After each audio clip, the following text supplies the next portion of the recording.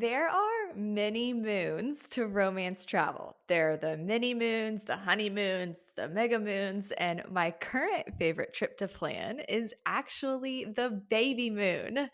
They are so important because they're the last trip that you take before your baby arrives.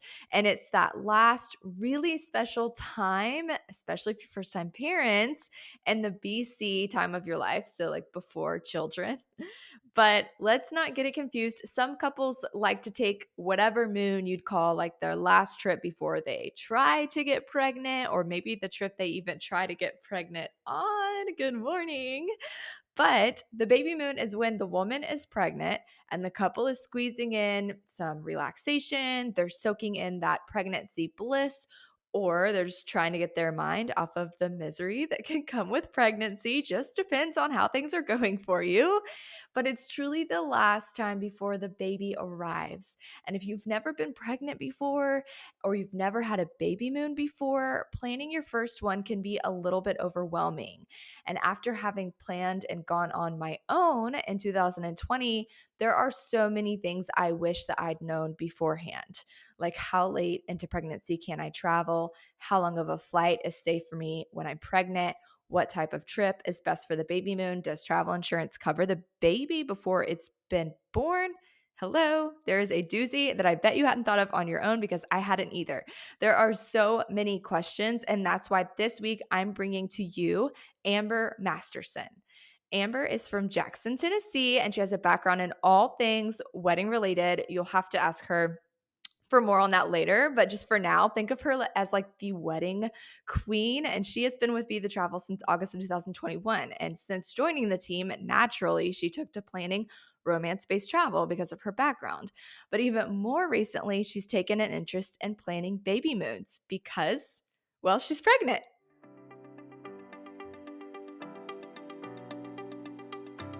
I'm Bailie White, and in 2018, I founded Be the Travel, a modern day travel agency on a mission to rehumanize your travel planning experience. Our team of travel advisors are so passionate about bringing what you've been dreaming of being out in the world to life. Here on the Be the Travel podcast, you can count on us to share all things travel advising: the good, the bad, the ugly, the beautiful and breathtaking, the planning hacks and how-tos, our hard-earned experiences, and more. No matter where in the world you're tuning in from, we are so glad you're here.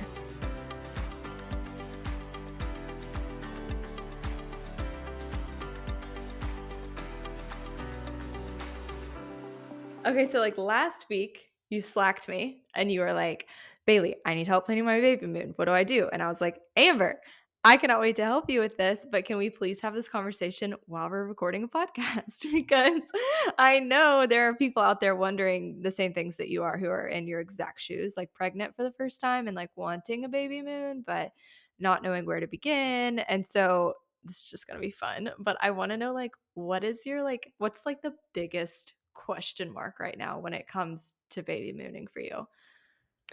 I think for me, it's like, how in the world do you pick a destination? I think it's totally different than picking like a honeymoon destination or something like that because you're not thinking about like distance or like availability. You're not thinking about those things. So I think for me, it's like, how in the world do you pick a baby moon destination? Yeah, yeah.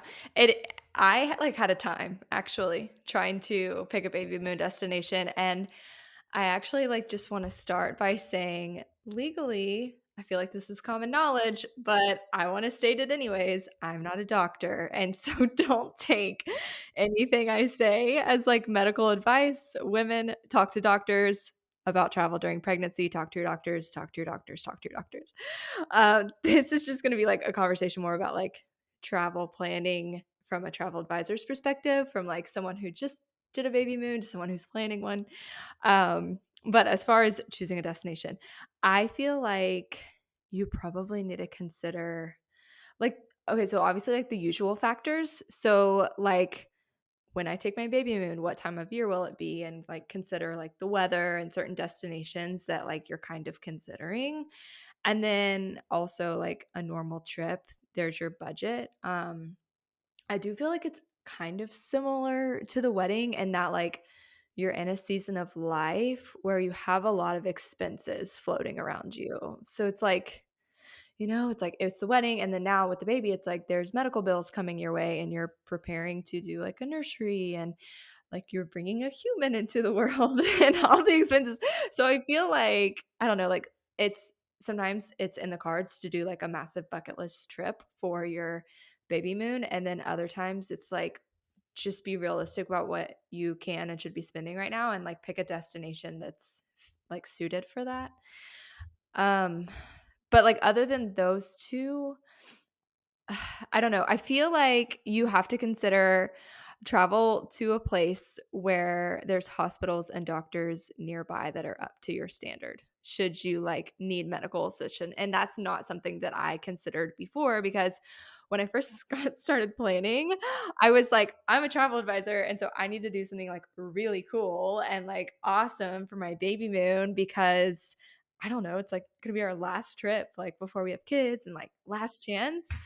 And I remember like when we were planning, it was like in the thick of the pandemic, and one of the only places that was really, really cool that was accepting US citizens was Egypt. And so I Oh, was wow. like, cool, like I'll go to Egypt for my baby moon. And then I spoke with like one of my travel advisor friends who has children, and she was like, but you need to consider that like Egypt has really poor like medical care. And so if you had complications, that's not necessarily the place that you want to be. So that's like there's no other trip that you're really considering that. You know what I mean? Yeah. No, I totally agree. I think that was, like, one of the big things, because just thinking about, like, me and my husband and, like, what when it'll probably happen for us, I'm like, "Okay, I'll probably be pretty far along-ish," like, very last month it could happen would be May because 'cause I'm due in July. So it's like, okay, we definitely need to make sure that, like, 1, we notify the doctor, talk to them about it, and 2, like, we pick a place that has, like, a big city nearby where we could get some medical help if need be. Like, Mhm. hopefully that won't happen, but, like, wouldn't that be a story? So I definitely feel like, that's probably personally for me, like, a top factor in, like, choosing that destination for sure. Well, I'm glad that you're smart and you were thinking about that, because I was like, I'm going to Egypt for my baby moon. We ultimately like came to choose Hawaii though, because like after I was like, okay, ruling out Egypt, let me think about responsibly where who has good hospitals. I was like, South Africa would be cool, and then Europe, and then it was COVID. So like we landed on Hawaii. But I feel like that like brings me to another point in like choosing your destination is choose somewhere that's going to be like really special for like you guys, like individually, because like Hawaii is where we honeymooned, and I was like, okay, well that's like a full circle, because 4 years ago we were here on our honeymoon, and like now we're here on our baby moon, and it was just like special, you know what I mean? So Yeah, absolutely. I feel like you should really, really consider like what is going to be special to you, and then of course like weather, budget, medical care, and all that good stuff too. All of All the the things. logistical things, Yeah. that we still have to think about. Yeah. Yeah, Absolutely. yeah, for sure. But also I was gonna say too, like to the point of medical care, no matter where you travel, I feel like travel insurance is definitely a must. And for anyone who is like listening to this and is doing their own baby moon and you're getting trip insurance, just be sure that pregnancy is something that's covered, and then be really, really clear about like what the coverages are, because every single policy is different, is something that I've learned. Like sometimes the mom is covered but the baby isn't, or like is pregnancy considered a covered pre-existing condition, and there's just like a lot of like legal jargon that goes into the policies regarding pregnancy, and so it can get complicated. So if you're not working with a travel advisor, I mean you really should be, but if you're not, just be careful about the travel insurance that you're purchasing just in Yeah, case. definitely. I mean, I think that's a good point that you pointed out because, like, before being a travel advisor, I don't think I would have ever thought about, like, "Hey, I need to get insurance for this trip." Even if it is just, like, we're probably thinking we're gonna do more of, like, a long weekend thing.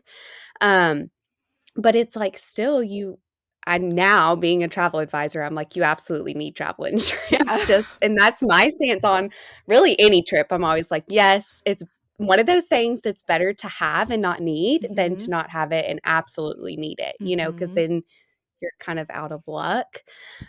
So yeah, I think that's really, really important. And I'm glad that you noted that Yes. because before being in this position, it would not have crossed my mind at all. Yeah. So, Yeah. It's real. You have to have it.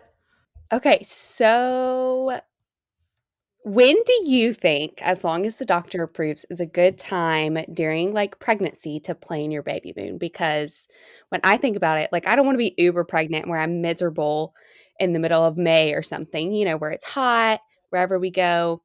And I'm walking around the streets and I'm like, "Ugh, why did I do this?" So, Mhm. like, what month of pregnancy, and I know everyone's different and every pregnancy is different, but do you personally think would be best to kind of shoot for?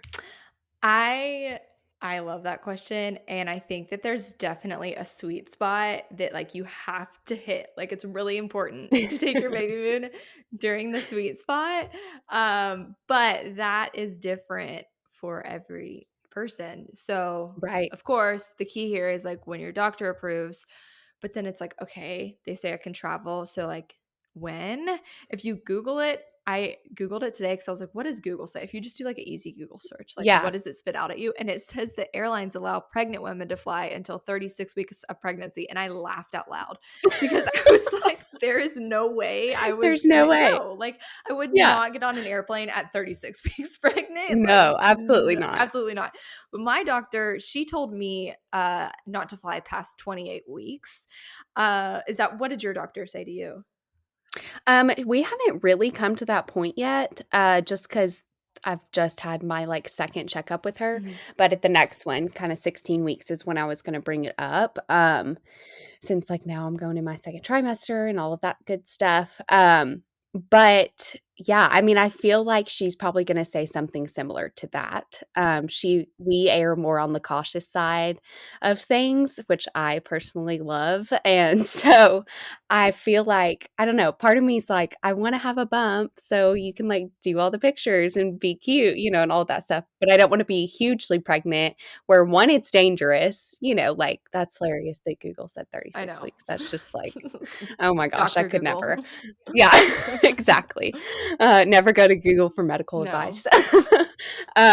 But yeah, I would say, I don't know, I feel like just personally, that feels kind of like a good time cutoff, especially, like, getting the nursery ready and, like, you're probably gonna wanna be really, really nesting at that point, so before that Yeah, would probably be for good. sure. And I think it also depends on like what the right timing is based on how your pregnancy's going because Yes. you can tell pretty early on like how your body's gonna handle pregnancy. Like, there are some women that they get pregnant and they feel the healthiest that they ever do ever, and they feel empowered, and everything that's going on in their body is beautiful in every way. And then there are people who are like me. I was just really sick. Like, no matter how thankful I was to be pregnant, I would go back and throw up for 40 more weeks straight all over again for L. I would do it tomorrow. And no matter how miraculous I knew like what my body was doing, it didn't change the fact that I was miserable. Like, I was so sick. And so for me, I wanted to plan for like as late in pregnancy that I could in hopes that maybe by the grace of God, morning sickness had worn off by the time I traveled.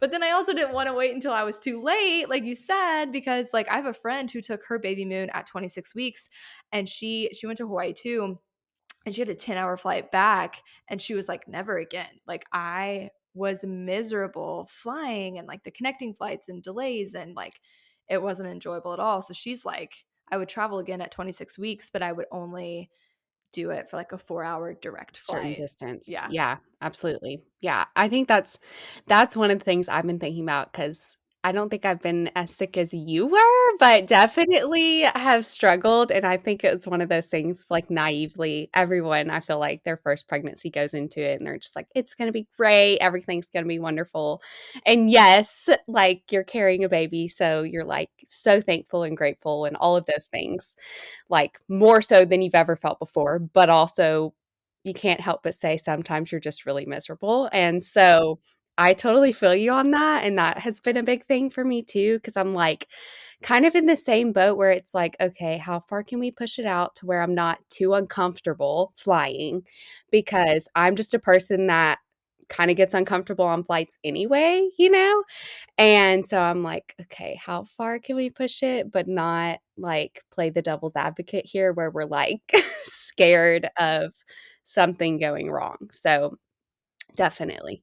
The timing of it actually really does play into the destination too, like your first question, because it's like, okay, the longer I wait to travel, the closer I should probably stay home because I'm going to be so big and like flying is just uncomfortable. Like we upgraded seats on the way back to Maui because I was like just really struggling. And I basically got to lay down the whole flight, but I was still like, not to be TMI, but like I puked my guts out on the way back. And then when we landed, I was literally convinced that I was having twins because I could like I don't know if it was like how high we were or like flying like that long with the baby, but like she was moving so much in my stomach that I literally during that flight, I convinced myself that I was having twins. And I was like, somehow the doctor missed something, and there's two of them in me right now.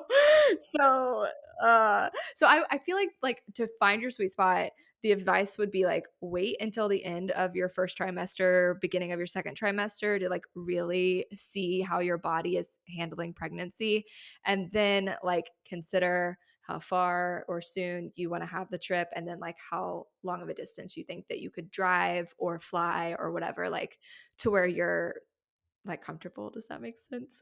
Yeah, no, absolutely. I think those are really good, like tangible things to remember, and hmm just like kind of play that factor in. Yeah, I definitely think the distance is going to be a Yeah. big thing for us personally. So I don't know. We'll Yeah. see. Yeah. I actually traveled like 4 different times during pregnancy, technically four. Like the first trip, I was pregnant, but I didn't know it. Hey, that happened to me Oh, yeah. We were in Arizona. on the retreat. Yeah, I was pregnant and had no idea Oh my literally at god. all. I was at a retreat for travel too when I was pregnant and I didn't know it.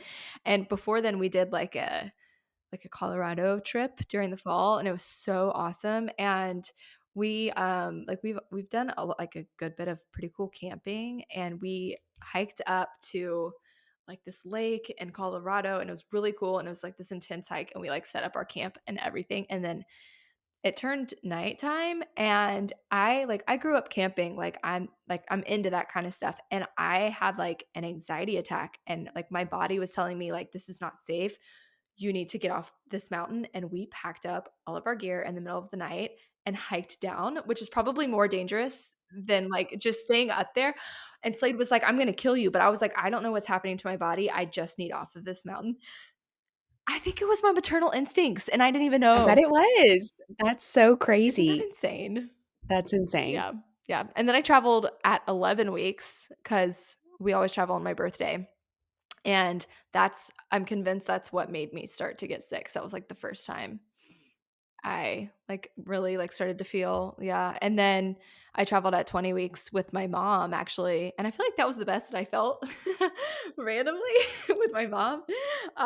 So that was a good time, I guess, to travel. And then we ended up doing Maui like 23, 24 weeks. So um, there's lots of options to choose from. Yeah, definitely. Absolutely. Yeah. I think we're planning a few small trips here and there. Kind of gotten over most of the sickness, so it just comes every couple of days now, which I feel like I can handle a little bit more. So, that'll be fun. But I feel like there's this huge rush that's like almost like, okay, we need to get in all of our trips, even though we know we're still going to be traveling when we have a baby, but like, theoretically it's like the last time it's just y'all two and like all of that. So I feel like that kind of leads into my next question. Like, what do you think are the best ways to soak in time with your significant other on your quote unquote like last trip, just the two of you? I guess this kind of only goes for if you're having your first child, but like still, what are the best ways to soak in time? And I think I'm asking that because you are limited a little bit when you're pregnant. You can't just like go and do all of these things. Like you can't go on a hot air balloon. You can't go, like there's a lot of things you can't do. So, what are the best ways in your opinion? I I love this question. When I like kind of teased on Instagram and was talking about like how we're doing this podcast season of romance travel, and I put like a question box and said, you know, is there any topics that you want covered? And somebody put in there like tips for staying present and remaining unplugged like when you're in travel, and I was like, I love that. And I really do feel like of all forms of romance travel, there's no other trip more important than this one to, like, actually be intentional about that. I don't know, there's just, like for me, I had to be really intentional about that because, like, you know how it is, like, as a travel advisor, like, I didn't bring my laptop with me, which was, like, a really big deal, because I Oh my gosh, my anxiety would have been through the roof, Mhm. but also that was probably really great, you know? It was, and I mean, like, I planned so far in advance to where, like, I could set myself up for not having to work other than, like, a few site visits, but most of our listeners are not doing site inspections of hotels, when they travel, but the I if you have a job that, like, requires you to be intentional and prep to actually be able to unplug on a trip, just, like, I think that you should make sure to do it, and then like you said, it's not like you can like go and do like a lot of like crazy activities and adventure, but Slade and I were just like really good about staying off of our phones. Um, but I will say it actually will come like effortless to you because when you are in that moment, like I remember doing a helicopter tour on our baby moon of Maui and I like started tearing up and I mean, like, our jobs are amazing. We get to do a lot of really cool stuff, and it's just like it doesn't it takes a lot for me to, like, get emotional during travel like that, but I really did because, like, 1, it was just, like, beautiful, like, a helicopter tour of Maui, hello, but I was also just, like, reflecting, and I was like, "I'm just, like, so proud of, like, Slade and myself and, like, where we are in life and, like, how beautiful I thought our story was, like, for us," and like, I was actually kinda, like, sad for I don't know if you feel this way, but, like, I was sad for, like, it to end, like, where it was, like, just me and Slade because like, we had so much fun, like, in those first years of marriage, but then also you're, like, equally so excited and, like, happy and ready to meet the baby, so it's just, like it's a lot of emotions, and being, like, present with one another really will just come naturally, like, during the trip, no matter what you're doing. Yeah. No, I totally agree with you. I feel like one, I totally agree with like how hard it is sometimes to like put your phone down and unplug. And speaking with experience from two people who are married who are both entrepreneurs essentially, you know, like I work virtually, he works virtually, and we kind of like do our own hustle thing. And so it's hard because like if we do happen to check our email and it's like we have an inquiry for a new client, we're immediately going to be like so excited about it and like want to check it. And we have to be intentional about that at home, like when we have date nights or whatever. So I definitely know that's going to be something that we're going to have to like set ourselves up for on our baby moon. And, you know, people also that just like love to post on social media, like I'm one of those people. I love to post like what I'm doing and like, you know, stuff like that.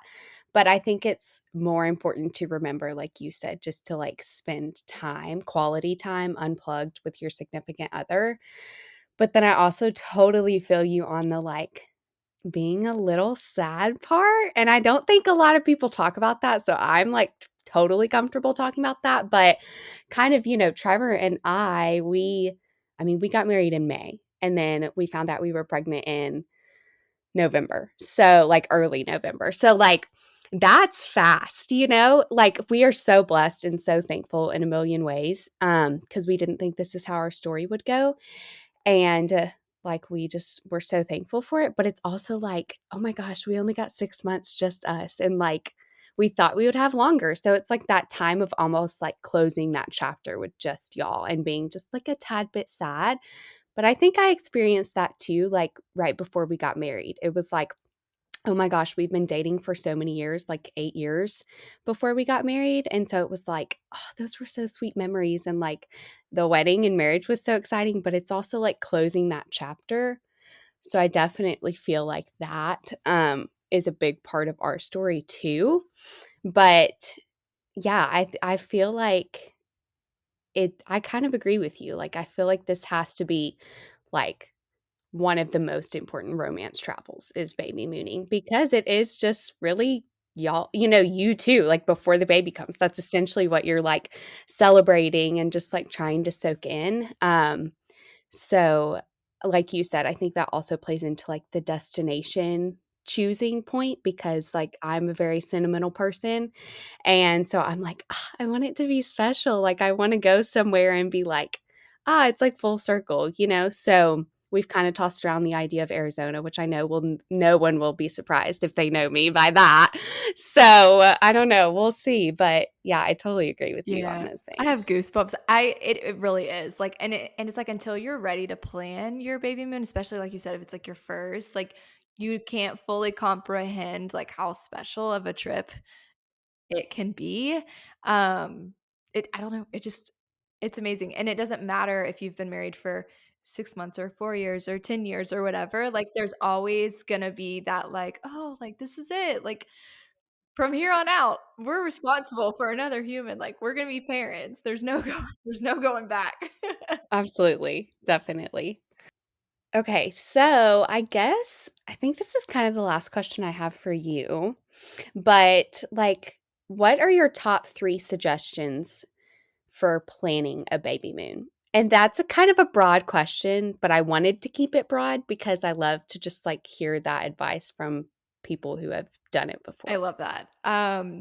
So I would say kinda how I started talking about, like, when I first was planning, I wanted to go to Egypt or South Africa or, like, whatever, and I would say, like, don't get caught up in trying to make it cool. Like, if you if you're up for it and you can and you have the money and you're feeling great and you're like, "Man, I could be pregnant for the rest of my life," then go for it, but, like, and we had adventure in Hawaii, we really did, but it was low impact adventure, like, we went on a whale watching boat, and we did a helicopter ride, and I needed something like that, and so I would say, number 1, just be true to yourself and honor your body and, like, everything that it's doing because it's a lot, because women are amazing, um, Yes. Amen. and then I would say number 2, talk to somebody who's been there, like, use a travel advisor, Abby the Travel, but if you wanna do it on your own, talk to someone, anyone who's baby mooned because you really do, like, need help planning this one out. I mean, just talk to somebody who's been there, and then I would say lastly, just do it because I know it's so hard, like, there's, like, literally so much life going on around you, and you're, like, preparing to, like, welcome this baby, but like how we were talking about earlier, it's such a special trip and you can't go back. Like you can't be like, "Oh, I wish we did our honeymoon. Let's do one 2 years later." You don't get to do that with because then you're leaving a baby at home and like the emotion is different. And so even if it's like packing up your car and driving to the next town over and staying there for 2 nights and turning off your phone the whole time you're there, like just do something because you're about to be parents for the rest of your life, so you have to. So much. I especially love the last one because and just what you said about like packing the car and just going somewhere. So kind of a funny story is this story, but our honeymoon ended up different than how we thought it was going to be and for a lot of different reasons, but it's fine. It was wonderful and we literally woke up we got married on a Saturday. We woke up on Monday and we said, "Okay, where can we find availability to stay in a hotel?" Literally, that's what we did. And we kind of wanted a beach area, something like that. So we chose Hilton Head and we literally decided that day that's where we were going and we packed and we left on that Monday. So I feel like, honeymooning and baby mooning have that rep of like, okay, it needs to be great and grand and like amazing. And I especially fall into that because of our job. And especially, I think Trevor too, just because we're in just like the entrepreneurial world and social media and all of that stuff. So I definitely fall victim to that kind of mindset. And so I just love that suggestion. Like, okay, it doesn't have to be great. It just needs to be y'all. And like, you need to just like have fun, you know? So I definitely think that one, that takes a lot of pressure off for people. And you can kind of just focus on like, okay, take everyone else out of it. What do y'all want to do? And as long as it's catered to that specific couple, like it's going to be amazing.